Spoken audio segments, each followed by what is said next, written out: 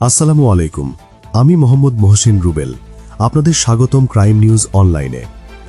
তেহরানের মেহরাবাদ বিমানবন্দরে ভয়াবহ বিস্ফোরণ, ইরানের পাল্টা ক্ষেপণাস্ত্র হামলা, সৌদি আরবে ড্রোন হামলা প্রতিহত, যুক্তরাষ্ট্রের ৩,০০০ লক্ষ্যবস্তুতে হামলার দাবি। ইরানের রাজধানী তেহরানের মেহরাবাদ বিমানবন্দরে শক্তিশালী বিস্ফোরণ ঘটেছে। প্রত্যক্ষদর্শীরা জানিয়েছেন, বিস্ফোরণের পর বিমানবন্দরের টারম্যাকে কয়েকটি বিমান আগুনে পুড়ে গেছে। সামাজিক মাধ্যমের ভিডিওতে দেখা যাচ্ছে বিমান এবং আকাশে ধোঁয়ার কুণ্ডলী। তেহরানের বাসিন্দারা জানিয়েছেন, গত রাতটি ছিল অত্যন্ত আতঙ্কজনক। ইসরায়েলের সামরিক বাহিনী জানিয়েছে, ইরান থেকে আবারও ক্ষেপণাস্ত্র নিক্ষেপ করা হয়েছে। প্রতিরক্ষা ব্যবস্থা সক্রিয়ভাবে এসব হুমকি প্রতিহত করছে। সৌদি আরবের প্রতিরক্ষা মন্ত্রণালয় জানিয়েছে, একটি তেল ক্ষেত্রে ৬টি ড্রোন ও একটি ব্যালিস্টিক ক্ষেপণাস্ত্র প্রতিহত করা হয়েছে। যুক্তরাষ্ট্রের সেন্ট্রাল কমান্ড দাবি করেছে, তারা ইরানের ৩,০০০-এর বেশি লক্ষ্যবস্তুতে হামলা চালিয়েছে। পরিস্থিতি দ্রুত পরিবর্তন। ইরান থেকে পাল্টা ক্ষেপণাস্ত্র নিক্ষেপ করা হয়েছে।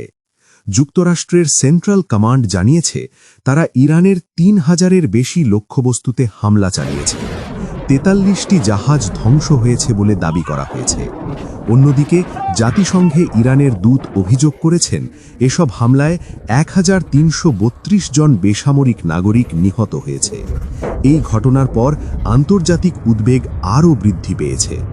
মধ্য ইসরায়েল ও তেল আবিবে ইরানের ক্ষেপণাস্ত্র হামলায় উত্তেজনা চরমে এবং মধ্যপ্রাচ্যের উত্তেজনার মধ্যেই হরমুজ প্রণালী পেরিয়ে চট্টগ্রাম বন্দরে পৌঁছেছে ১৫টি পণ্যবাহী জাহাজ। মধ্যপ্রাচ্যে উত্তেজনা আজ চরম পর্যায়ে পৌঁছেছে। ইরান থেকে ছোড়া একাধিক ক্ষেপণাস্ত্র আঘাত হেনেছে মধ্য ইসরায়েল ও তেল আবিব অঞ্চলে। ইসরায়েলি সেনাবাহিনী জানিয়েছে, তেল আবিব সহ ঘন বসতিপূর্ণ এলাকায় সতর্কতা জারি করা হয়েছে। শুক্রবার সকালে তেল আবিবে একাধিক বিস্ফোরণের শব্দ শোনা যায়। ইসরায়েলের আকাশ প্রতিরক্ষা ব্যবস্থা সক্রিয় হয়ে ওঠে। অন্যদিকে তেহরানের সংবাদ সম্মেলনে ইরানি রেভলিউশনারি গার্ডের মুখপাত্র জানিয়েছেন, ইরানের সামরিক শক্তি সম্পর্কে প্রতিপক্ষ এখনও পুরোপুরি ধারণা করতে পারেনি। তাদের রয়েছে অত্যাধুনিক ব্যালিস্টিক ক্ষেপণাস্ত্র ও ড্রোন প্রযুক্তি। বিশ্লেষকরা মনে করছেন, আগামী কয়েকদিন মধ্যপ্রাচ্যের জন্য অত্যন্ত সংকটপূর্ণ হতে পারে। ভারত মহাসাগরে ইরানি যুদ্ধজাহাজ ডুবি এবং উদ্ধারকৃত নাবিকদের নিয়ে কূটনৈতিক জটিলতা। এছাড়া মধ্যপ্রাচ্যে বর্ধিত উত্তেজনার খবর।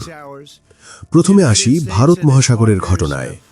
ইরানের নৌবাহিনীর যুদ্ধজাহাজ IRIS ডেনা ভারতের বিশাখাপত্তনমে নৌ অনুষ্ঠান শেষে ফেরার পথে হামলার শিকার হয়। আন্তর্জাতিক সংবাদ মাধ্যমের প্রতিবেদন অনুযায়ী মার্কিন সাবমেরিনের ক্ষেপণাস্ত্রের আঘাতে জাহাজটি ডুবে যায়। এতে কমপক্ষে ৮ জনের মৃত্যু হয়েছে।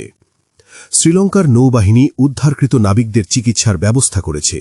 তবে কূটনৈতিক নথি অনুযায়ী যুক্তরাষ্ট্র শ্রীলঙ্কার উপর চাপ দিচ্ছে, যেন এই নাবিকদের দ্রুত ইরানে ফেরত না পাঠানো হয়। একই সময়ে আরেকটি ইরানি জাহাজ IRIS বুশেহরে যান্ত্রিক ত্রুটি দেখা দেয়।